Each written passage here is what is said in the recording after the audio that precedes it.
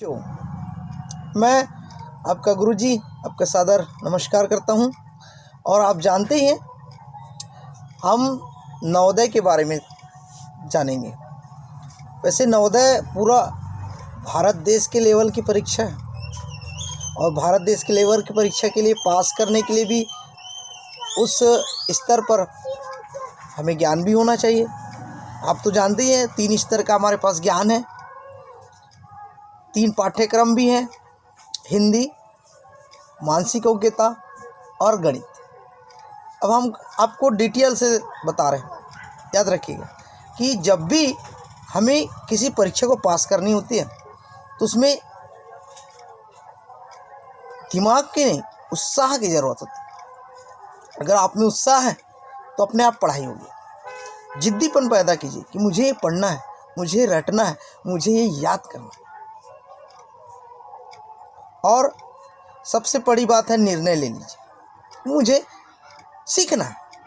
अगर आपने सीखने का निर्णय ले लिया तो कोई विषय कठिन नहीं है, कोई भी परिस्थिति आपके लिए कठिन नहीं है, सब सरल हो जाएगी। रास्ते खुद बनाना सीखें। तो ठीक है, हम आपके पास आते हैं नवोदय के लिए।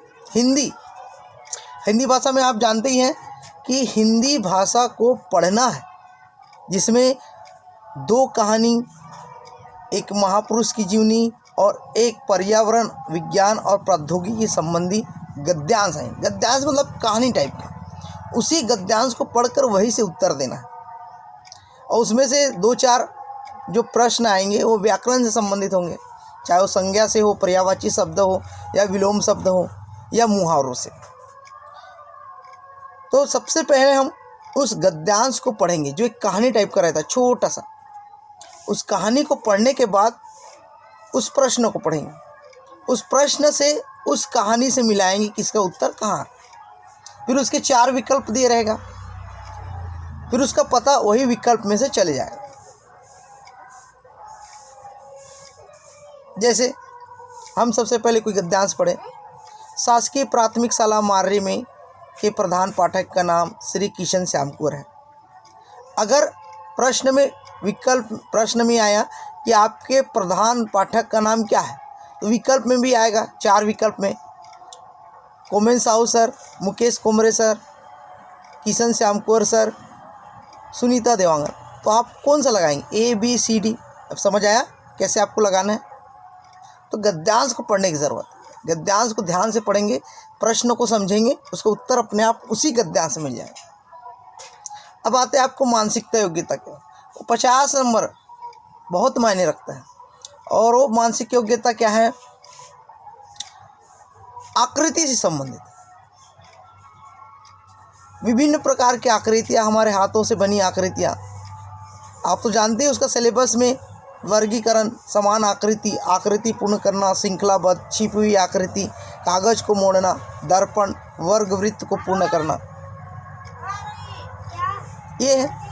वर्गीकरण में क्या है, वर्गीकरण मतलब अलग अलग करना। अब 4 उंगली बराबर है, इसमें से चीनी उंगली कौन सी है, ये वाली, इसको बराबर कर दीजिए, अलग कर दीजिए।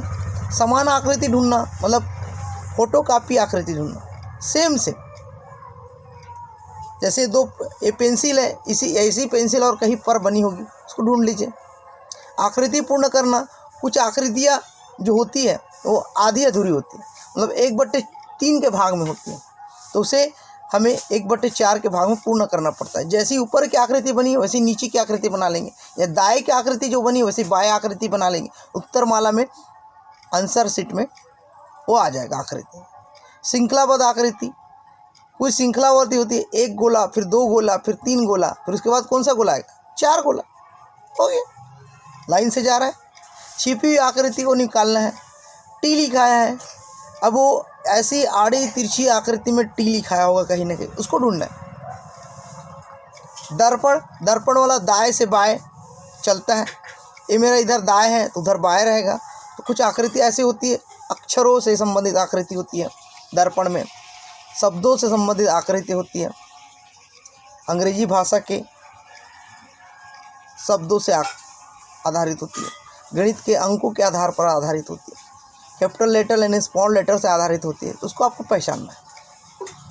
वर्ग वृत्त पूर्ण करना है, कोई अगर वृत्त गोल है थोड़ा सा भी कम है उसको पूर्ण करना है, त्रिभुज को पूर्ण करना है, वर्ग को पूर्ण करना है। वो मैं सिखाया हूँ आपको, बड़ा मज़ा आएगा जब आप करते रहते। अभ्यास ही वो शस्त्र है, ब्रह्मास्त्र है, जिससे आप किसी भी कठिनाई को आप पार कर सकते। वैसे ही आता है गणित तो अंकों वाला, सीधी सी साफ बात, जोड़ना घटाना गुना भाग, इससे कोई भी दिक्कत नहीं आनी चाहिए। इसमें भी बहुत सारे 17 प्रकार के उसका पाठ्यक्रम है, जिसमें लाभ हानि, प्रतिशत, औसत, संख्या श्रृंखला, दशमलव, मापक, समय, भिन्न, एकीक नियम, क्षेत्र मिति, ये सब मैं आपको लिखवाया हूँ, पढ़वाया हूँ। लाभ हानि में क्या है, सूत्र याद करो और उसको बना लो। लाभ किस में होगा, हानि किस में होगा, ये सोचना है। औसत का सूत्र, दी गई संख्या के योग, दी गई संख्या आंकड़ों का योग, आंकड़ों की संख्या। इस पर आप भाग पहले जोड़िए फिर भाग कर दीजिए, बन जाएगा।